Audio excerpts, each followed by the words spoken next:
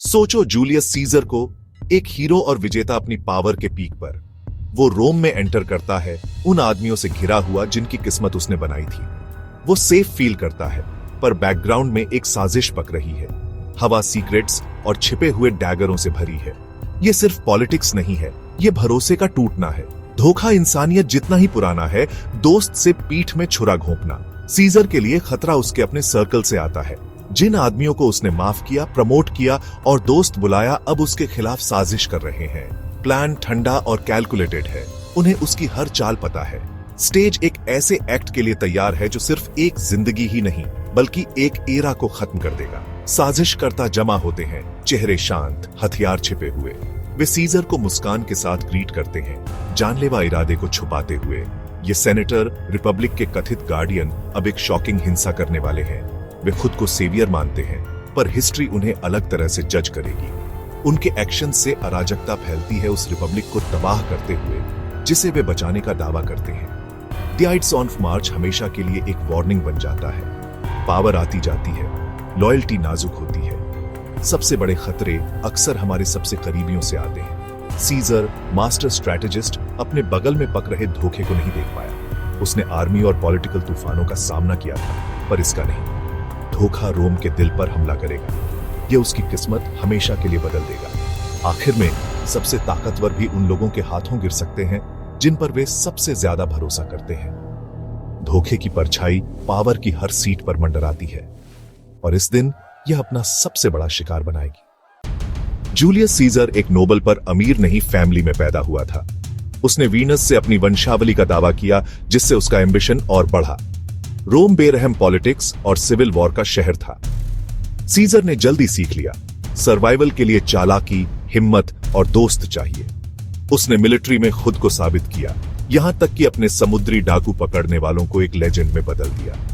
रोम वापस आकर उसने आम लोगों का साथ दिया, जिससे उसे प्यार और शक दोनों मिले। उसने गेम्स पर खूब पैसा खर्च किया, पब्लिक फेवर में इन्वेस्ट किया। सीजर ने क्रैसस और पॉम्पी के साथ फर्स्ट ट्रायम्विरेट बनाया, रोम पर कंट्रोल कर लिया। उसने सीनेट को बाईपास किया, अपना एजेंडा आगे बढ़ाया। उसका इन्फ्लुएंस बहुत बढ़ गया। वह एक स्किल्ड ऑनरेटर, शातिर पॉलिटिशियन और अथक अचीवर था। उसके अंदर एम्बिशन जल रहा था। उसने रोम से परे नई जीतों की तरफ देखा। वह जानता था कि सच्ची पावर मिलिट्री ग्लोरी से आती है। उसकी आंखें उत्तर की ओर, गॉल की तरफ मुड़ी। वहां वह अपनी लेजेंड बनाएगा। उसके सबसे बड़े ट्रायम्फ के लिए स्टेज तैयार था।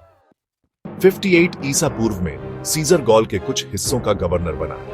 लगभग एक दशक तक उसने एक शानदार बेरहम कैंपेन चलाया। वह अपने आदमियों के साथ चला, उनकी कठिनाइयों को शेयर किया और जबरदस्त लॉयल्टी कमाई। उसकी लीजेंस ने चौंकाने वाली स्पीड से पुल और किले बनाए। उसने मशहूर तौर पर राइन नदी पर 10 दिनों में एक पुल बनाया, जिससे उसके दुश्मन हैरान रह गए। सीजर की जीत ने उसे एक लेजेंड बना दिया। उसने अपनी कहानी खुद लिखी, डॉक्यूमेंट्रीज, मिलिट्री रिपोर्ट्स को प्रोपेगेंडा में बदल दिया। रोम ने उसे एक हीरो के रूप में देखा, जिसने सीमाओं का विस्तार किया और ग्लोरी लाई। उसकी पॉपुलैरिटी बढ़ गई। क्लाइमेक्स अलेसिया में आया, जहां उसने वर्सिंजेटोरिक्स और एक्जुट गॉल्स को घेर लिया। सीजर ने डबल दीवलों बनाई, दुश्मन को फंसाया और राहत बलों के खिलाफ बचाव किया। संख्या में कम होने के बावजूद उसकी लीजेंस ने जीत हासिल की। गॉल जीत लिया गया। सीजर रोम वापस एक पॉलिटिशियन के रूप में ही नहीं, बल्कि एक जीवित लेजेंड के रूप में लौटा। उसके पास एक लॉयल आर्मी थी और शहर का प्यार। उसकी पावर अब बेजोड़ थी, लेकिन नए खतरे इंतजार कर रहे थे। जब सीजर ने गॉल को जीता, तो रोम में उसके दुश्मन डर गए। ट्रायम्विरेट टूट गया, क्रैसस मर गया, पॉम्पी उसके खिलाफ हो गया। सीनेट पॉम्पी के नेतृत्व में ने सीजर को अपनी आर्मी को भंग करने का आदेश दिया, या उसे दुश्मन घोषित कर दिया जाएगा। सीजर के सामने एक चुनाव था, सरेंडर करना और बर्बादी का जोखिम उठाना या लड़ना। रूबिकॉन में वह हिचकिचाया, नतीजों को जानते हुए। फिर उसने पार किया, यह कहते हुए, द डाई इज कास्ट। रोम घबरा गया। पॉम्पी और सीनेट भाग गए। सीजर ने बिना किसी विरोध के रोम में एंटर किया और कंट्रोल ले लिया। सिविल वॉर छिड़ गया। रिपब्लिक की किस्मत युद्ध के मैदान में तय होगी, सीनेट में नहीं। सीजर के साहस ने उसके एनिमियों को चौंका दिया। पुराना ऑनर्डर टूट रहा था। सीजर के मार्च ने सब कुछ बदल दिया। वापस लौटने का कोई रास्ता नहीं था। रोम कभी वैसा नहीं रहेगा। सीजर की जीत पूरी थी। उसने पॉम्पी को हराया, रेजिस्टेंस को कुचला और रोम के मास्टर के रूप में लौटा। लाइफ टाइम डिक्टेटर बनकर उसने पुराने एरिस्टोक्रेसी को डरा दिया। उनके लिए लाइफ टाइम डिक्टेटर सिर्फ राजा का दूसरा शब्द था। स्टैच्यू और सिक्के उसे एक भगवान की तरह सम्मानित करते थे। तानाशाही की फुसफुसाहट फैल गई। पुराने दोस्त, यहां तक कि जिन्हें उसने माफ किया था, साजिश करने लगे। कैसियस और ब्रूटस ने साजिश का नेतृत्व किया। ब्रूटस सम्मानित और सीजर के करीब रिपब्लिक का प्रतीक बन गया। सीजर ब्रूटस पर बेटे की तरह भरोसा करता था।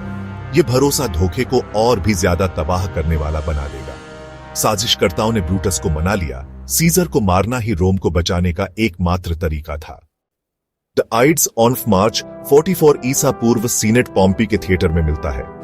60 साजिशकर्ता अपने टोगस के नीचे खंजर छुपाते हैं। सीजर को चेतावनी दी गई थी, पर उसने शकुन की अनदेखी की। वह एंटर करता है उन आदमियों से घिरा हुआ जिन पर वह भरोसा करता है।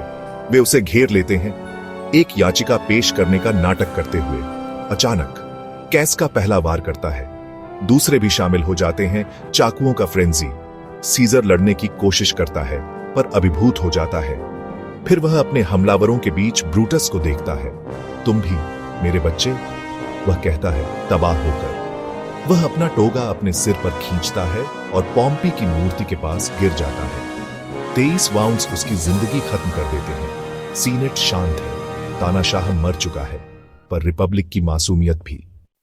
साजिशकर्ताओं को लगा कि सीजर की मौत रिपब्लिक को बहाल कर देगी। इसके बजाय रोम अराजकता और गुस्से में डूब गया।